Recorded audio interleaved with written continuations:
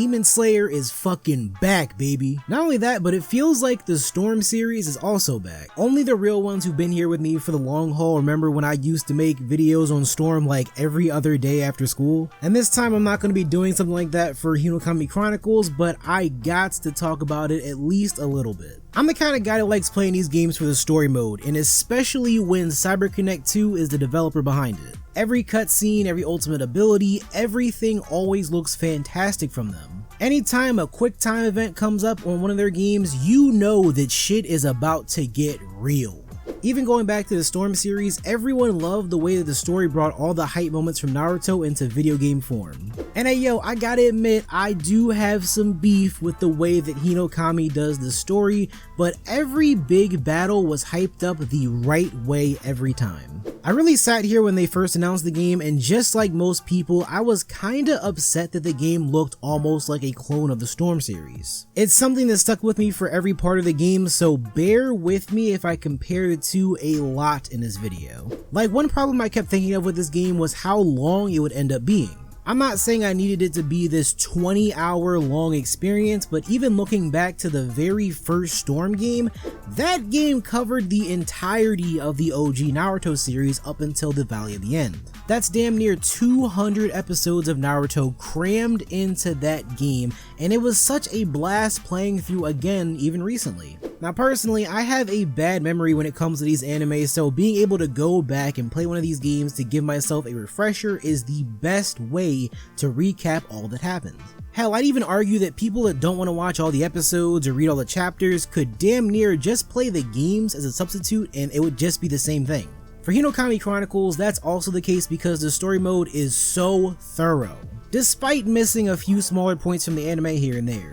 However, the story only covering the first season, or technically the first season and a half of the anime, was kinda disappointing. Clearly they want to make sure that the games keep up with the anime, since that's what the Storm series did for the most part. But even when you do play through the story and you get to the part after you fight the spider family, the game really starts to show its true colors. People have talked a lot of crap about games like Death Stranding, saying that they're walking simulators, but my god, this game just might be one of them. It's a bit hard for me to justify paying the full $60 to anyone unless they're really invested in playing against other people. While the Storm games for me could easily stand alone as a story game, Hinokami is really lacking in content on the story mode. I don't know if it's because, again, they only have a season and a half worth of episodes to pull from, but the fact that the game is 8 chapters long, and spoiler alert, 2 of those chapters have no fighting in them whatsoever, it's kind of annoying. There's so much of this exploration through settings in the anime, and I'm not totally mad at it. Arguably, the game would be short as hell without these parts, and some do a really great job at exposing the thoughts and feelings of the characters as you go through it. But even still, it's some of the most boring stuff in the game, walking around to collect fragments and Kimetsu points just to get to the next part of the game. The next part being the cutscenes, which again, I really do love. They're very well made, especially the ones that take place in the middle of battles. But I kid you not, half of your time in the story mode is going to be spent with your controller to the side as you watch these cutscenes. The game only took me about 8 hours to complete, and even the homie PS360 HD has a Hinokami Chronicles movie up that is almost 4.5 hours long. Yes, 4.5 hours long of cutscenes. That's more than half of the story mode spent watching and not even playing the game.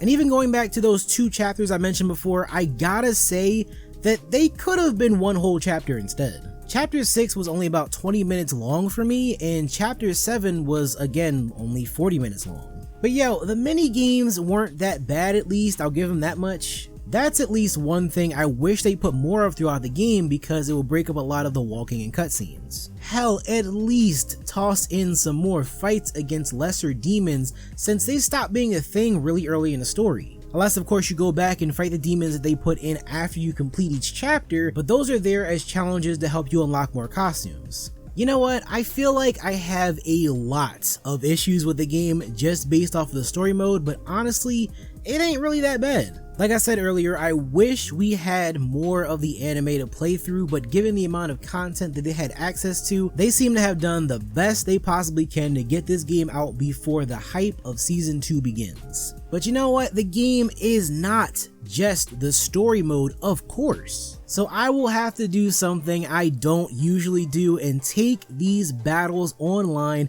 to get a good sense of what makes Hinokami Chronicles really stand out. And you know what? I wanted to make something different for this part of the video, and it ended up being a lot longer than I expected it to, so I'm actually going to put that in another video. It may already be out. If not, it will be out very soon after this one. So go ahead and check that out, because I had to check out the online, and we had some fun with that. We definitely did. Some frustrating fun, but definitely some fun to be had. I know you ain't about to do some bullshit, bro. Get the fuck out of here, because I can do that same shit. We gonna be on the same type time, bro. Get the fuck out of here with that nonsense. Get the fuck out of here with that nonsense.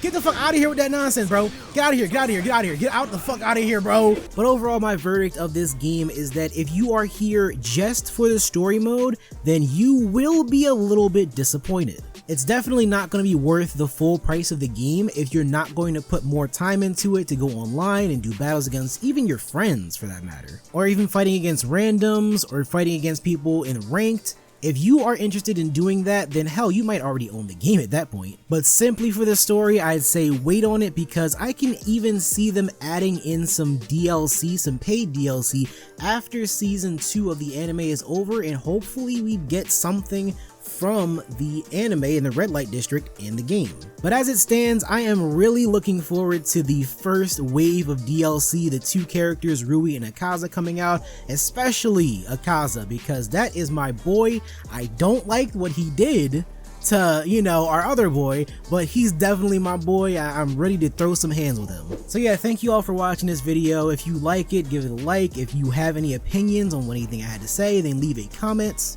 And again, don't forget to check out the other video, because I played for about like an hour playing online and getting my ass whipped a little bit, but you know, we had some good stuff going on at the very last part of that video, so definitely watch that. It's a good one. And that is it for right now, so I'll see you guys in the next one.